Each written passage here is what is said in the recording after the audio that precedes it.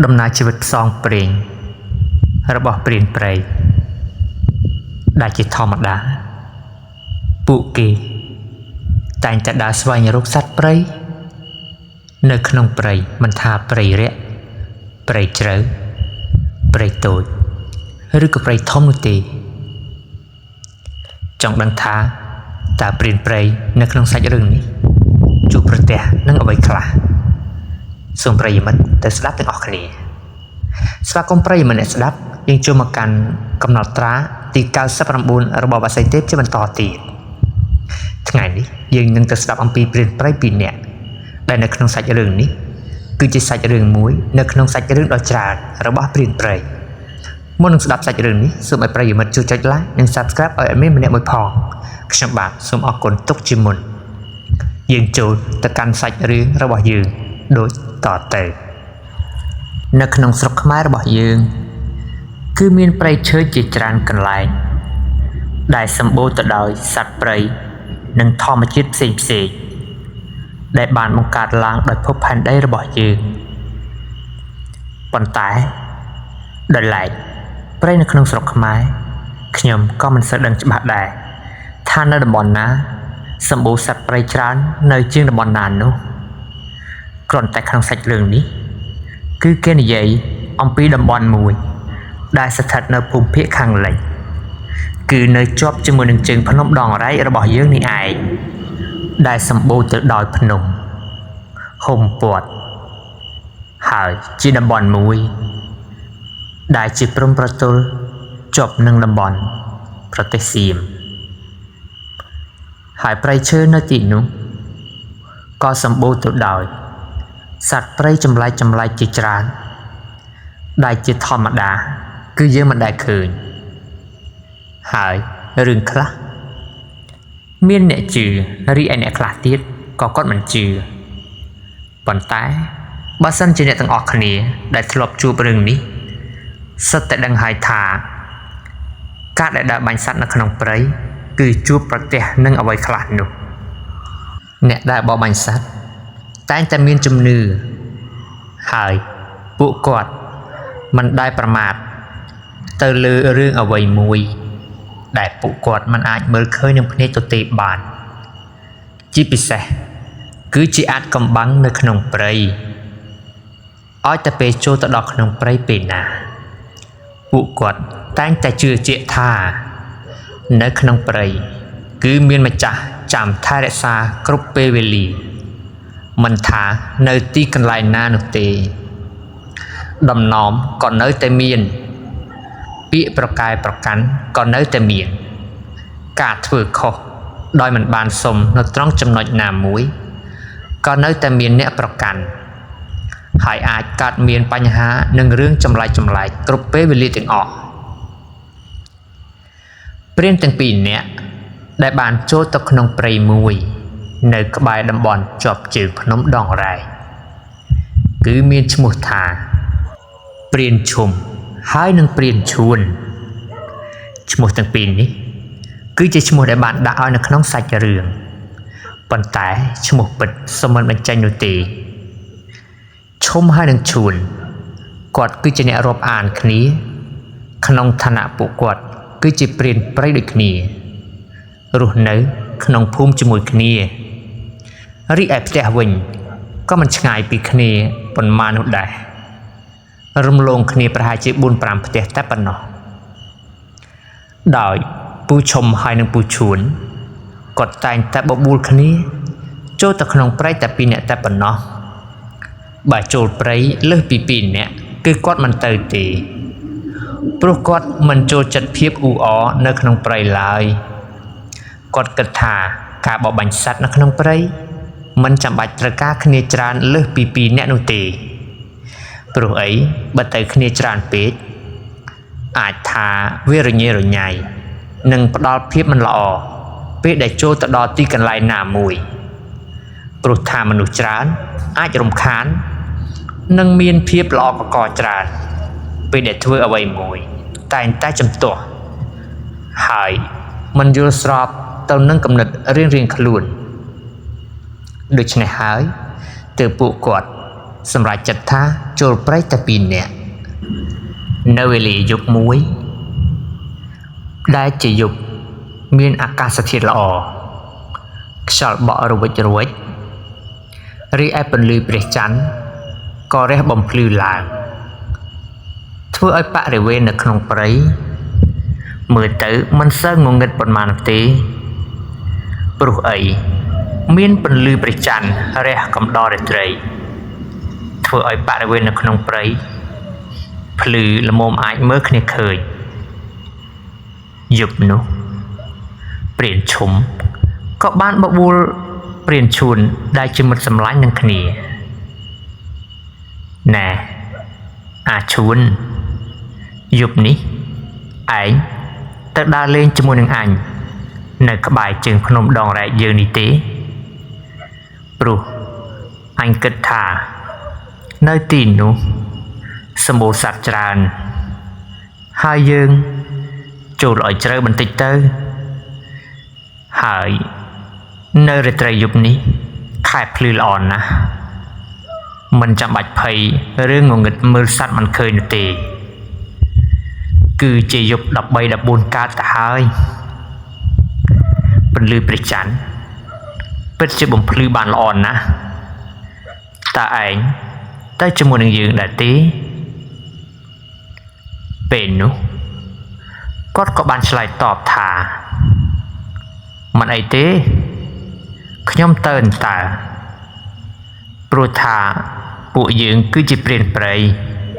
មុខរបររបស់យើងគ្មានអ្វីក្រៅពីការដើរបរបាញ់សត្វនោះទេបើបានឯងបបួលយ៉ាងដូចនេះទៅហើយនោះយើងក៏មិនប្រកែកនោះដែរប៉ុន្តែហាមទៅគ្នាច្រើនឲ្យសោះព្រោះជាធម្មតាយើងមិនអាចទៅលើសពីមនុស្សពីរនាក់បាននោះទេព្រោះពេលខ្លះយើងមិនអាចបរបាញ់សត្វបានច្រើនព្រោះថាពួកយើងតែងតែចាយចំណាយស្មើគ្នាជានិច្ចព្រានឈុំក៏បាននិយាយទៅវិញថាមិនអីទេយើងទៅតែពីរនាក់បានហើយព្រោះអីបើនាំអ្នកផ្សេងទៅច្រើននាំតែអំពើទុករាល់ពេលដែលជួបបញ្ហានោះទេព្រោះពួកយើងអាចដោះស្រាយបញ្ហាបានពេលដែលយើងទៅគ្នាពីរនាក់ទោះបីជាពួកយើងមិនមែនជាអ្នកខ្លាំងពូកែនៅក្នុងការដើរព្រៃមែនប៉ុន្តែពួកយើងអាចដោះស្រាយបញ្ហាបានជាច្រើនមិនថាជាបញ្ហាផ្លូវងងឹតដែលយើងមើលមិនឃើញឬមួយក៏ជាបញ្ហាដែលយើងមើលឃើញផ្ទាល់នឹងភ្នែកក៏ដោយចុះហើយយើងក៏មិនដឹងដែរថាឯងហើយនឹងយើងនេះគឺជាដៃគូដែលទេវតាបានចែងមកពីពេលណាក៏មិនដឹងនោះដែរឲ្យតែរាល់ពេលយើងទៅបបបាញ់សត្វជាមួយនឹងឯងគឺតែងតែបានសត្វច្រើនណាស់បើមិនសត្វតូចក៏សត្វធំដែរនេះគេបានកំណត់រួចហើយថាក្នុងនាមយើងជាព្រានព្រៃគឺគេឲ្យយើងធ្វើដំណើរទៅពីរនាក់នេះទេតែពិតមែនទេវាមិនមែនអញ្ចឹងទេក៏ដោយសារតែទីនោះវាសម្បូរសត្វព្រៃនោះអីឯងគិតថាយប់នេះយើងគួរតែបរបាញ់បានសត្វប្រមាណក្បាលដែរទៅខ្ញុំគិតថាមិនក្រោមពី 4-5 ក្បាលនោះទេព្រោះតំបន់ក្បែរភ្នំដងរែករបស់យើងក៏សត្វសម្បូរច្រើនគួរសមទោះបីជាវារៀងខើចព្រៃបន្តិចក៏ប៉ុន្តែខ្ញុំគិតថាវាប្រហែលជាមានសុវត្ថិភាពដល់ពួកយើងដែលអង្គុយរងចាំបាញ់សត្វព្រោះសម្បូរដើមឈើធំៗដែរតើហើយយើងមិនចាំបាច់ធ្វើធ្នាក់នៅលើដើមឈើនាំតែខាតពេលវេលានោះទេដើមឈើគឺមានមែកធំហើយកម្ពស់វិញខ្ពស់ល្មមអាចថាយើងអង្គុយចាំបាញ់សត្វបានយ៉ាងស្រួលតែម្ដងមិនចាំបាច់ទៅធ្វើធ្នាក់នាំតែឲ្យយើងនឹងហត់ហើយខាតពេលវេលានោះទេណាមែនទេបើអញ្ចឹងយើងជ្រើសរើស សម្រាប់ចិត្តថាឡើងលើភ្នំដងរែកតែម្ដងទៅគឺឡើងឲ្យដល់ចង្កេះភ្នំតែម្ដងទៅណាហើយតើយើងគូដាក់អ្វីទៅខ្លះទៅគេក៏បានពិភាក្សាគ្នាហើយក៏បាននិយាយបន្តទៀតថាមិនចាំបាច់យកអ្វីទៅច្រើនទេយើងយកតែកំភ្លើងម្នាក់ម្ដាមទៅគ្រាប់មួយបងទៅហើយរបស់ហូបក៏មិនបាច់យកទៅច្រើនដែរដាក់តែកូនសំពីម្នាក់មួយទៅបន្តិចបន្តួចក៏បានដែរព្រោះថានៅក្នុងព្រៃវាមិនខ្វះរបស់ហូបទេដូចជាដំឡូងឬក៏ផ្លែឈើព្រៃផ្សេងវាមិនខ្វះរបស់ហូបទេក៏ប៉ុន្តែទោះត្រង់តែថានៅក្នុងព្រៃនោះយើងធ្លាប់បានឮថាមានដំណំរៀងច្រើនគួរសមដែរជាពិសេសនោះគឺរឿងអាថ័ន្តបាំងភ្នែកឬក៏ការខ្លែងបន្លំរូបភាពផ្សេងដែលធ្វើឲ្យយើងភ័ន្តច្រឡំបានគ្រាន់តែថាយើងនេះវាមិនដែលបានជួបផ្ទាល់ភ្នែកសោះហើយគេនិយាយទៀតថានៅទីនោះសម្បូរព្រះសង្ឃទៅទុដងណាស់ព្រោះជាតំបន់ដែលស្ងប់ស្ងាត់មិនសូវមានព្រានព្រៃចូលទៅនោះទេតែបើយើងចូលទៅហើយនោះយើងកុំឲ្យបង្កការភ្ញាក់ផ្អើលដល់ព្រះសង្ឃដែលទៅទុដងអីព្រោះព្រះសង្ឃតែងតែទៅទុដងដើម្បីត្រាស់រូបធម៌របស់គាត់ហើយយើងក៏មិនដឹងដែរអំពីព្រះធម៌ច្បាស់នោះហើយក៏ឆ្ងល់ទៀតថាហេតុអ្វីទៅបានជាចាំបាច់ទៅទុដងដល់ក្នុងព្រៃជ្រៅម្លេះវាពិតជាគួរឲ្យខ្លាចណាស់រឿងនេះមានតែព្រះសង្ឃទេទើបយល់ច្បាស់យើងគឺជាប្រសក់ធម្មតាគ្មានថ្ងៃយល់នោះទេណានៅពេលនោះព្រានទាំងពីរនាក់ក៏បានពិគ្រោះគ្នាហើយពិគ្រោះទៀតសម្រាប់ចិត្តថានឹងទៅព្រៃក្បែរភ្នំដងរែកនោះហើយបើសិនជាអាចគឺឡើងទៅលើភ្នំតែម្ដងប៉ុន្តែពួកគាត់នៅតែមានចិត្តខ្លាចរអានិងស្ទាក់ស្ទើរនៅត្រង់ចំណុចមួយដែលជាចំណុចគ្រោះថ្នាក់សម្រាប់ព្រានព្រៃគ្រប់រូបគាត់ខ្លាចថាគាត់ទាំងពីរនាក់ខុសដំណំនិងប្រមាថទៅទីកន្លែងដែលមានម្ចាស់ចាំថែរក្សាដូចជាម្ចាស់ព្រៃឬក៏ដំណំខុសមុតខុសកផ្សេងដែលធ្វើឲ្យព្រានមានគ្រោះថ្នាក់ដោយប្រការណាមួយនោះជាពិសេសគឺរឿងផ្លូវក្នុងដែលមើលមិនឃើញនិងការបន្លំភ្នែកគ្រប់រូបភាពទាំងអស់ដែលធ្វើឲ្យព្រានអាចជួបនឹងគ្រោះថ្នាក់គ្រប់ពេលវេលាទាំងអស់ភ្លាមនោះអ៊ំឈុំក៏បានសួរទៅកាន់មិត្តភក្តិរបស់គាត់ដែលត្រូវជាព្រានដូចគ្នាថាតើយើងគិតច្បាស់ហើយមែនទេថានឹងត្រូវព្រៃនោះព្រោះតាមមើលទៅដូចជាគ្មានដានផ្លូវមនុស្សចូលទៅក្នុងព្រៃនោះទេហើយមើលទៅព្រៃមួយនោះក៏មិនសូវសម្បូរពួកព្រានដូចជាពួកយើងនេះចូលទៅបរបាញ់សត្វឡើយភាគច្រើនសម្បូរតែព្រះសង្ឃដែលទៅធ្វើទុដងនៅទីនោះតើយើងអាចនឹងរកសត្វដែលយើងគិតថានឹងបរបាញ់បាននៅទីនោះមែនដែរឬទេអ៊ំឈួនក៏បានតបថាមិនអីទេណាហើយចុះជួបអ្វីក៏ជួបទៅមិនចាំបាច់ខ្លាចនោះទេពួកយើងគឺជាមនុស្សហើយគ្មានអ្វីដែលខ្លាំងជាងមនុស្សទេឯងត្រូវចាំថាមានតែមនុស្សលោកយើងនេះទេដែលខ្លាំងជាងគេបំផុតព្រោះថាអ្វីគ្រប់យ៉ាងសុទ្ធសឹងតែអាចបង្កើតឡើងចេញពីមនុស្ស លើកលែងតែធម្មជាតិដែលនៅលើភពផែនដីជាច្រើននេះដែលវាកកើតឡើងចេញពីធម្មជាតិដោយខ្លួនឯងប៉ុន្តែបើនិយាយអំពីពពួកសត្វកាច់សាហាវនៅក្នុងព្រៃនោះมันចាំបាច់ខ្លាចវានោះទេព្រោះថាវាមិនអាចឈ្នះមនុស្សយើងបានឡើយគាត់ក៏បានតបវិញថាប៉ុន្តែយើងមិនអាចប្រមាថបានទេព្រោះថា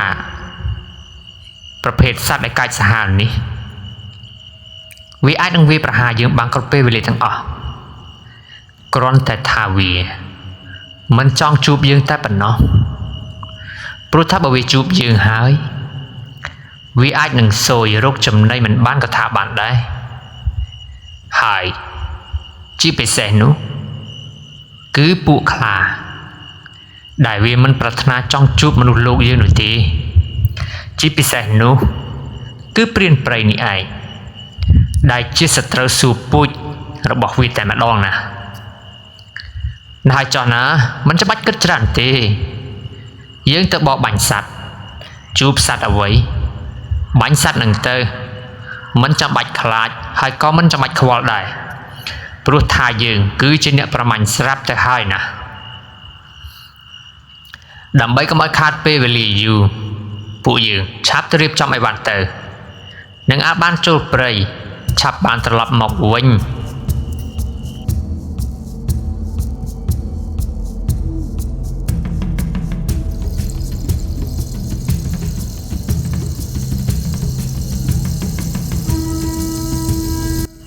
នៅភ្លាមនោះព្រានទាំងពីរនាក់បានធ្វើដំណើរតម្រង់ចូលទៅក្នុងព្រៃដែលនៅជាប់នឹងជើងភ្នំដងព្រែកហើយគេដើរបណ្ដើរនិយាយគ្នាលេងប្រាជ្ញគ្នាលេងសាច់អាកាយបណ្ដើរដោយនិយាយរៀបរាប់អំពីប្រវត្តិពួកគេតាំងតែពីដើមមកថាពួកគេបានចាប់ដៃគ្នាធ្វើជាមិត្តភក្តិឬក៏ពួកម៉ាក់ចិត្តស្និទ្ធដើម្បីធ្វើដំណើរចូលព្រៃទាំងអស់គ្នាលុះដល់ពេលពួកគេធ្វើដំណើរបានប្រហែលមួយសន្ទុះធំនោះក៏បានដើរចូលទៅដល់មាត់ព្រៃនោះប៉ុន្តែមើលទៅព្រៃនេះដូចជាគ្មានមនុស្សចូលសោះហើយគ្មានដានជើងឬក៏គ្មានស្នាមផ្លូវណាដើម្បីអាចនាំផ្លូវចូលទៅក្នុងព្រៃបានទេពេលនោះពួកគាត់ទាំងពីរនាក់ក៏បានសម្រេចចិត្តថានឹងដើរតាមផ្លូវដែលពួកគាត់ជ្រើសរើសគឺជាផ្លូវថ្មីតែម្ដងគ្រាន់តែថាវាមិនសូវជាស្ដុកនោះទេអាចថាជាផ្លូវរបស់សត្វដែលដើររកទឹកផឹកពួកគាត់បានដើរតាមគន្លងសត្វជាពិសេសពពួកសត្វជើង4ដែលវាមកស្វែងរកចំណីនៅពេលដែលគាត់ទាំងពីរនាក់បានធ្វើដំណើរមួយយឺតដោយសម្លឹងមើលជុំវិញសងខាងឃើញតែដើមឈើធំរុំព័ទ្ធតោងទៅដោយវល្លិព្រៃដែលមើលទៅហាក់បីដូចជាមានអារម្មណ៍ចម្លែកហើយខុសប្លែកពីព្រៃធម្មតាទិដ្ឋភាពខាងមុខខាងក្រោយបែកផ្សែងងងឹតសូនឈឹងតែម្ដងគ្រាន់តែបានពន្លឺព្រះច័ន្ទបំភ្លឺបន្តិចបន្តួចតែប៉ុណ្ណោះព្រោះអីពន្លឺព្រះច័ន្ទมันអាចទម្លុះស្លឹកឈើធំដែលបានរីកសុះសាយនៅលើផ្ទៃដីក្នុងបរិវេណព្រៃបានទេដោយឡែកដើមឈើវិញមើលទៅមិនដឹងថាមានអាយុកាលប៉ុន្មាន10ឆ្នាំឬក៏ប៉ុន្មាន100ឆ្នាំហើយនោះទេឃើញថាធំមើលទៅគួរឲ្យព្រឺសម្បុរណាស់អ៊ំឈុំក៏បាននិយាយប្រាប់ទៅកាន់អ៊ំឈួនថាណែអាឈួនអញគិតថាអញបបួលឯងមកព្រៃនេះដូចជាខុសផ្លូវហើយតែដឹងអីដូចជាមិនមែនព្រៃនេះទេតែអញឮចាស់គាត់ប្រាប់អញថាគឺជាព្រៃនេះឯងគឺនៅនឹងចង្កេះភ្នំហើយចុះមកដេចក៏ព្រៃនេះពេលដែលចូលមកមកដេចក៏ព្រីរោមបាសសក់អញ្ចឹងអ៊ំឈួនក៏តបថា anh mình đừng tê anh chỉ nè bộ bu lưng nòm anh màu hai mọc xu anh mình đừng tới cái anh nếu vậy thà ai nứng squat brain ní hả thà brain ní chỉ brain đã sầm bù rồi bỏ để ai bấm phòn phê rồi có bằng phê bàn mình tí pinu ông chúng có bàn prát tất cả ông chuồn thà nè anh chuồn anh có bao giờ đang được chuyện này ấy ở rương đại dương này vậy ca bị dương nơi cào brain ní dương ai này vậy bàn còn tái bây giờ dương chốt trong brain này hời đạch khán công này dây bị sầm đầy nát đây mình cô này vậy sao rồi anh thọp đang hai mình tí anh hai đường dương có chuyện này đạp brain mắc mình tích năm hai độ đài còn lại nát đây cô này dây trăm này dây ba rương đây mình cô này dây mình chạm bạch này dây tranh mọc tê rồi ai nơi chạm tí cá pi bình màn năm môn nó bây giờ dương nơi tập bị này nó không brain nữa bây giờ ai này dây rương thả sạch chụp brain bạn rốt móc còn lại dương hải miên khla mùi đành tam bị còi nó bây giờ anh dây ruột sắp tại miền sát chụp bầy rốt mọc rụt tuy còn lại đại dương ông cùi lượt nẹt men hải mũi sân tu còi mọc nó có miền sát khla đã thòm mùi vì có bàn rốt đành chụp bầy nó bọn tài mũi bậc bạch này sao mình đang thả với bát tơ nà tì các bé đại việt rút mọc trộn nơi còng thế này là bỏ dương phải nó pin ai tiếp dương đằng thả bé để cho không pray hành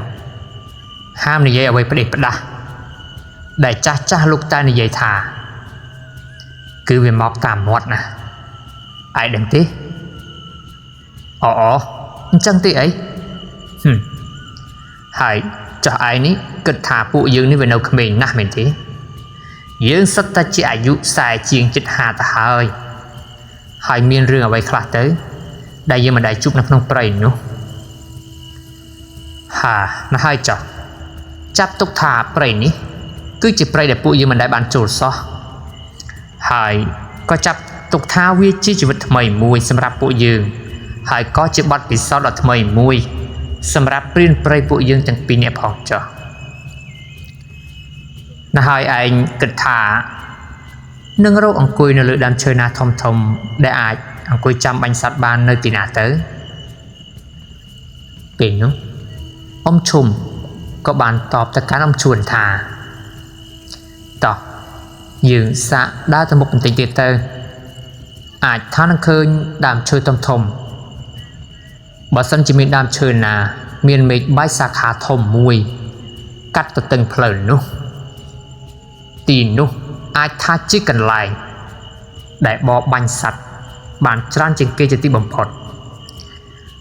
brụ bà tam trong nữ bờ rán mấy chơi thông thông để cho lòng cắt lời cái tán tại vô của vì tờ thua chia được bỏ pra đôi chỉ đong cặp bật rồi còn đong bụt thảo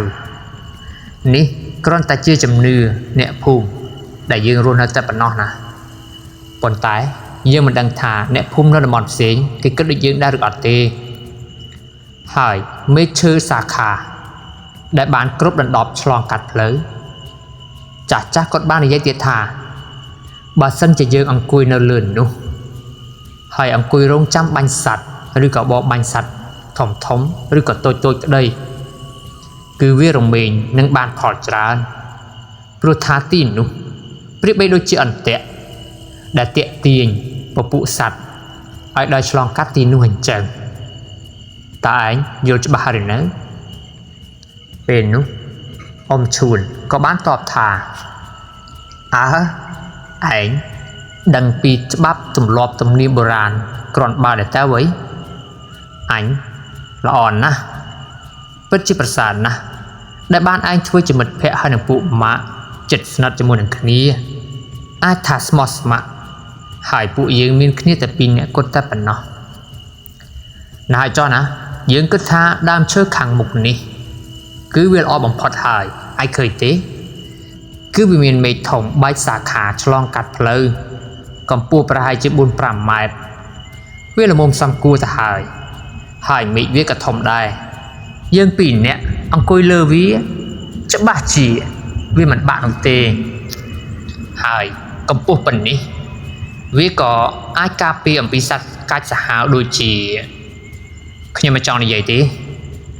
bạn hài mình chấp bách bằng hạp cho một tí con tại ai như vậy mà không có đằng này thả ấy trong này dạng bị sạch ấy nữa ấy trong này dạng bị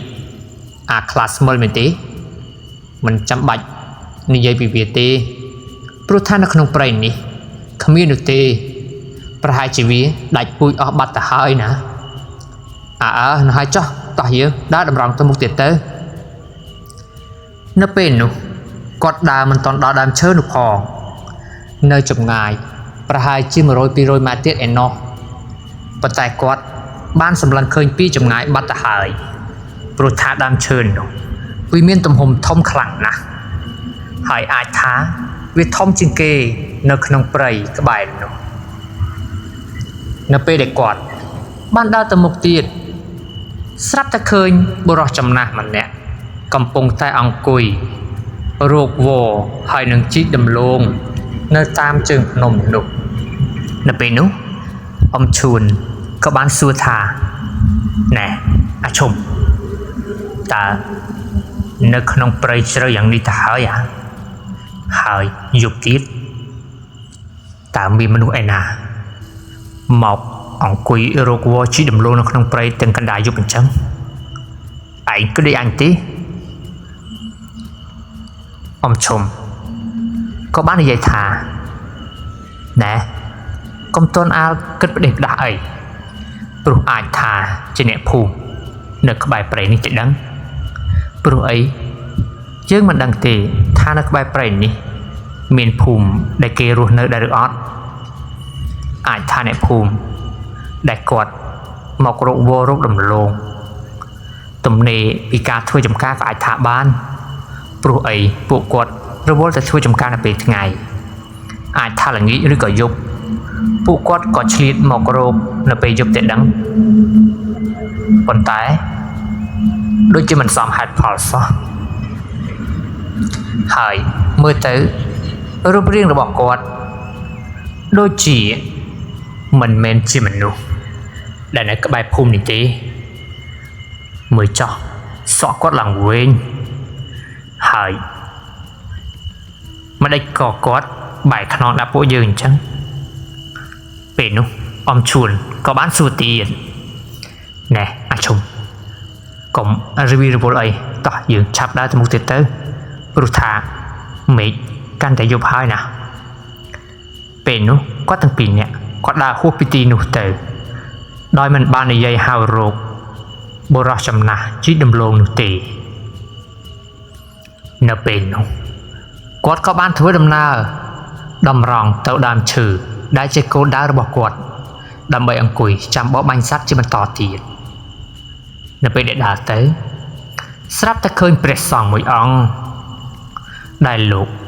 còn bông tay thua tự đồng nơi không prey haiเป็นông chúng có bạn này phải ông chuồn thả ní chuồn ai khơi tí đôi chị ở quầy đây cái ban này vậy men cái này vậy to này thả nếu không prey ní cứ sắm bô prey sòng mọc thưa tự động nè đôi chị này hai giờ mình trang bạch lại tí pro không prey ní cứ miền mà nụ kia trôn mọc đó anh có kết đài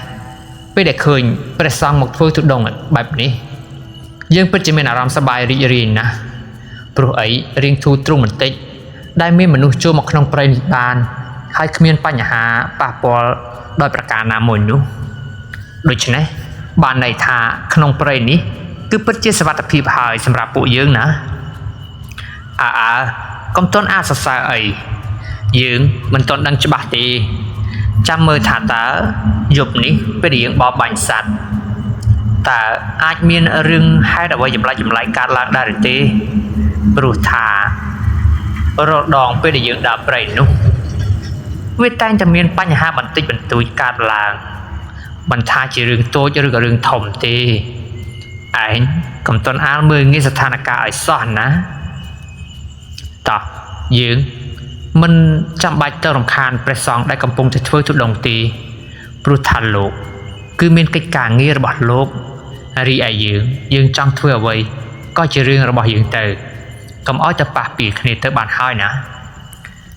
นักไอ้จังไฮต่อชับทั่วดำนาเตอร์กันไล่ดามชื่อได้จีกันไล่ยืงบอกบัญสัตว์ผิมเตอร์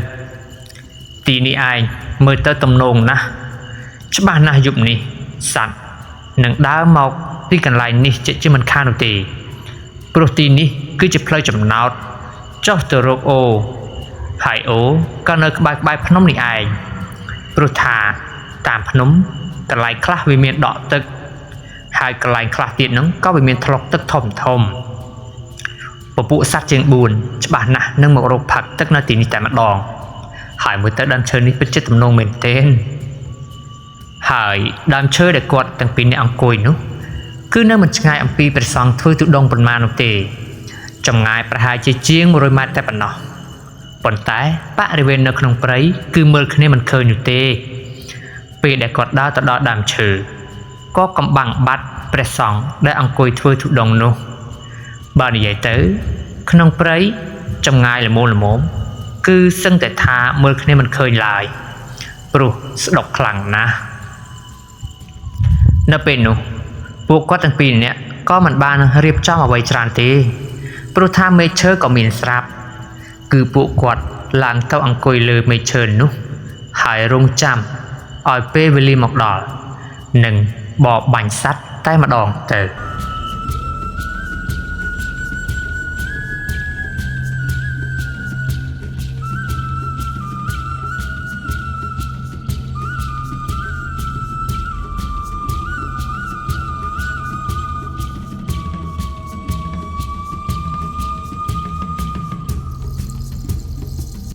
เปเวลีได้อังกุยรงจำบอกบัญสัตว์ก็บานโจมดอเปเวลีมวยได้ประปุสัตว์จับดามจังดำนาสวายในรูปจำไหนเนื้อเปยยุกปนตายมันแต่งอ่อนตีหายเป็นนุก็มีสำเร็จสอบบ่รวยหายสำเร็จจังรัดก็ยุ่มตะหึงเอิงกองโปร่งแจ้งสำเร็จไรผ่องได้ปนตายมัวรำปิดนุสลับแต่ลือสำเร็จมนุษย์จ่าบานด่าหมอกปีจงง่ายดำรังมอกกันไหลปุกกวดได้กำปงแต่อังกุยในเลือเมชือสำเร็จนุเปรียบไปด้วยจีสำเร็จมนุษย์ได้ทั้งงูทั้งงูส้มจุ่มนุยเอาช่วยในเรื่องเอาไว้มวย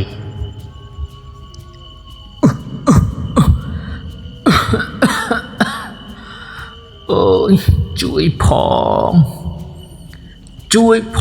เปลี่ยนตั้งปีช่วยขยมพอง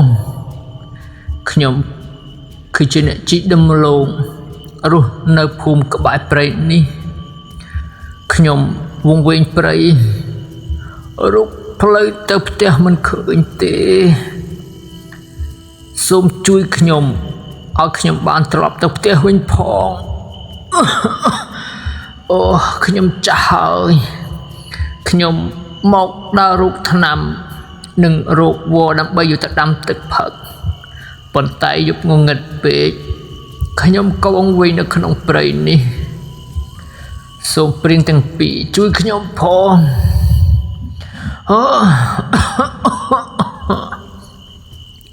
นี่เป็นนุอมชมหายนักอมชูนก็บานเหมือนบุคนีโดยก็ได้สงสัยทาน่ะอาชมตาบัวรอมันเนี่ยอันนี้คือเจลูกอมจ่าได้ยังเคยกาปีลิงิเหมือนที่ตาอันก็รู้จักอันที่คือเจอมมันเนี่ยนุ่งหายกลายกอดเจเนจีดำลงให้รูกทนำนุ่งไอมาได้กอดเงี้ยในขนมกาวงเวียนไปเหมือนไรฮะอันทัดด้วยจะมันเหม็นตีปรุไอ้บ้านสันจะเนี่ยภูมิรู้ในกระบายนี้ ពួកគាត់មិនអាចវង្វេងព្រៃបានទេព្រោះថាព្រៃនៅទីនេះប្រៀបដូចជាផ្ទះរបស់គាត់អញ្ចឹងណាតើមែនទេអាចចាំមើលទៅបន្តិចទៀតនឹងមានរឿងអ្វីកើតឡើងទៅហើយមិនចាំបាច់ឆ្លើយតបជាមួយនឹងពាក្យសម្ដីរបស់គាត់ទេព្រោះថាអញដូចជាមិនសូវស្រួលនៅក្នុងចិត្តសោះវាមិនដែលយប់ស្មើនេះទៅហើយមានមនុស្សមកវង្វេងព្រៃហើយចៃដន្យអីមកចំកន្លែងពួកយើងកំពុងតែបបបាញ់សត្វទៀតណាឯងគិតថាវាចៃដន្យពេកហើយតែដឹងអីចាំមើលបន្តិចទៀតសិនទៅកុំតន់អាចជឿនៅអ្វីដែលកំពុងតែឃើញឲ្យសោះព្រោះឯងភ្លេចហើយ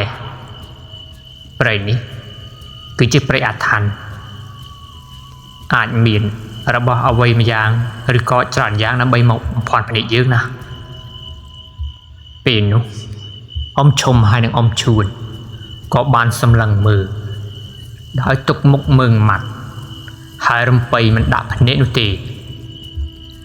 បុរសជប់ណាស់ម្នាក់នោះក៏បាននិយាយបន្តទៀតថាជួយផងអ្នកទាំងពីរ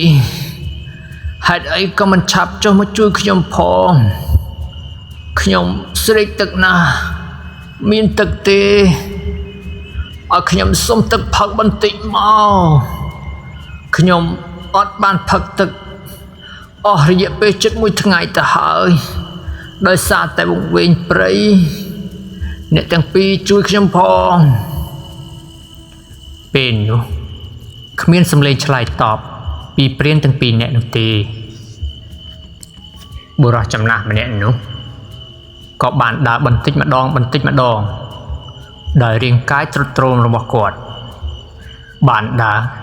ចូលទៅក្នុងព្រៃដែលនៅជិតកន្លែងអ្នកទាំងពីរកំពុងតែអង្គុយហើយបាត់ស្រមោលនៅក្នុងស្បៃរាត្រីនោះបាត់ទៅពេលនោះព្រានទាំងពីរនាក់ក៏បានមើលមុខគ្នាម្ដងទៀតហើយបានសួរគ្នាថាណែអាចឈុំអើយតើនេះគឺជាអ្វីឲ្យប្រកាសទៅសួយឲ្យអញយប់នេះថាមកបោបាញ់សត្វឥឡូវនេះគ្មានឃើញសត្វឆ្លងកាត់មួយទេហើយមើលទៅយប់ប្រហែលជាម៉ោង9ម៉ោង10យប់ទៅហើយអើយតើយើងគិតយ៉ាងម៉េចទៅនេះយប់ជ្រៅណាស់ទៅហើយមិនហ៊ានចុះក្រោមទេអញបើអញ្ចឹងគឺយើងមានតែនៅសង្ងំនៅលើមេឃឈើនេះរហូតដល់ភ្លឺនឹងឯងចុះទៅពេលយប់ឯងចុះទៅឲ្យខ្លាស៊ីមែនទេណែអាមាត់ចង្រៃនេះឯងកុំនិយាយឲ្យសោះណាឯងភ្លេចហើយមែនទេបើយើងជួបព្រៃជ្រៅកុំនិយាយពាក្យអពមង្គលឲ្យសោះព្រោះថាវាមិនល្អទេឯងស្ដាប់បានហើយឬនៅប្រយ័ត្នម្ចាស់ព្រៃគេប្រកាន់ណាវើយចង្រៃយល់នេះ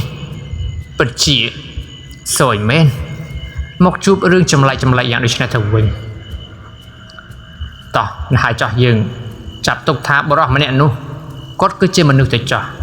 ហើយបាត់តាណាក៏មិនដឹងដែរមានតែអង្គុយរងចាំបាញ់សត្វជាបន្តទៀតទៅបើសិនជាបាញ់មិនបានទេស្អែកនេះក៏នាំគ្នាត្រឡប់ទៅផ្ទះវិញទៅប៉ុណ្ណឹងគឺវាចប់រឿងទៅហើយ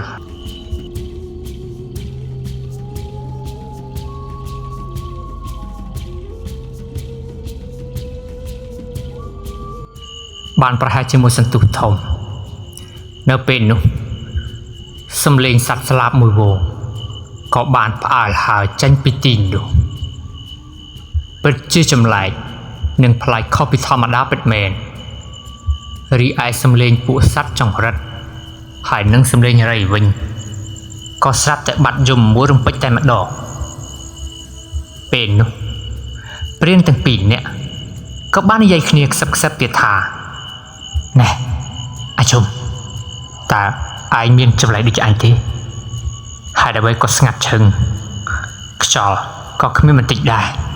ស្ងប់ឈឹងតែម្ដងតើមានអ្វីប្លែក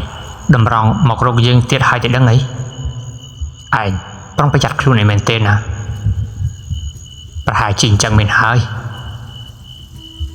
នៅពេលនោះ ស្រាប់តែមានស្រមោលមនុស្សដើរតម្រង់មកទីកន្លែងរបស់គាត់សារជាថ្មីម្ដងទៀត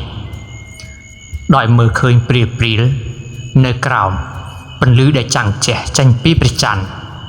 បប្រាស់ជាមួយនឹងមេឃឈើនៅក្នុងព្រៃស្រមោលនោះបានដើរមកជិតបន្តិចម្ដងរហូតបានដល់ជិតដើមឈើនោះនៅចម្ងាយប្រហែលជា 4-10 ម៉ែត្រហើយក៏បានឃើញយ៉ាងច្បាស់ថាគឺជាព្រះសង្ឃដែលមកធុដងនៅក្នុងព្រៃហើយគឺជាព្រះសង្ឃដែលគេទាំងពីរនាក់បានដើរឆ្លងកាត់មកហើយក៏ជួបនៅតាមផ្លូវជិតនឹងដើមឈើធំនោះឯងពេលនោះអ៊ំឈួនក៏បានលាន់មាត់ថាអេតើ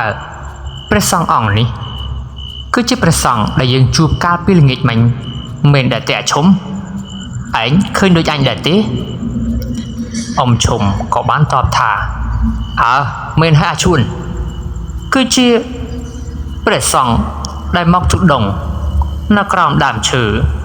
តូចមួយនោះអីហើយនៅចម្ងាយមិនឆ្ងាយពីពួកយើងប៉ុន្មាននោះទេតើអាត្មានេះទៅហើយព្រះសង្ឃលោកនិមន្តមកទីនេះធ្វើអីទៅយើងពិតជាចម្លែកក្នុងចិត្តមែនទេឬមួយក៏មករកជំនួយឲ្យពួកយើងជួយអ្វីទេដឹងឯងគិតដូចអញទេអញមិនគិតដូចឯងទេអញគិតថាមិនមែនជារឿងធម្មតាទេ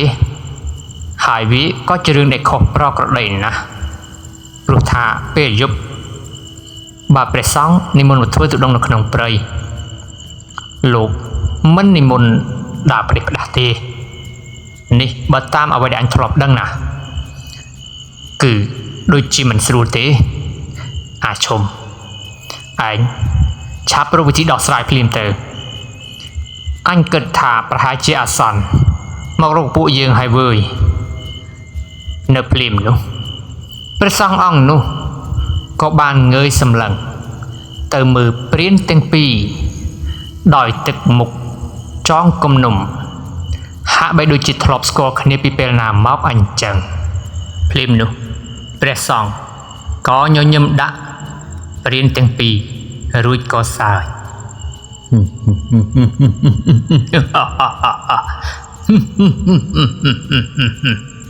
ហេតុអ្វីក៏អ្នកទាំងពីរហ៊ានចូលមកដល់ទីនេះបើចង់ដឹងច្បាស់ថាសាច់រឿងបន្តនឹងមានសាច់រឿងដ៏រន្ធត់និងសាច់រឿងដ៏ជក់ចិត្តយ៉ាងណានោះសូមប្រិយមិត្តរងចាំតាមដាននៅភាគបន្តជាបន្តទៀតដោយសារតែសាច់រឿងវែងពេក admin សូមស្លេះត្រឹមតែប៉ុណ្្នេះសិនយើងរងចាំជួបគ្នានៅភាគបន្តជាបន្តទៀតហើយក៏សូមអរគុណប្រិយមិត្តដែលបានចូលមកស្ដាប់នៅក្នុងសាច់រឿងនេះកំហុសខុសឆ្គងដែលបានកើតឡើងនៅក្នុងសាច់រឿងនេះសូមប្រិយមិត្តអធិស្ឋាននិងអភ័យទោសតាមការគូយើងរងចាំជួបគ្នានៅភាគបន្តជាមួយនឹងសាច់រឿងព្រៃអាថ័ន្តបាំងភ្នែកនៅពេលនេះខ្ញុំបាទសូមអរគុណសូមស្លេះត្រឹមនេះសិន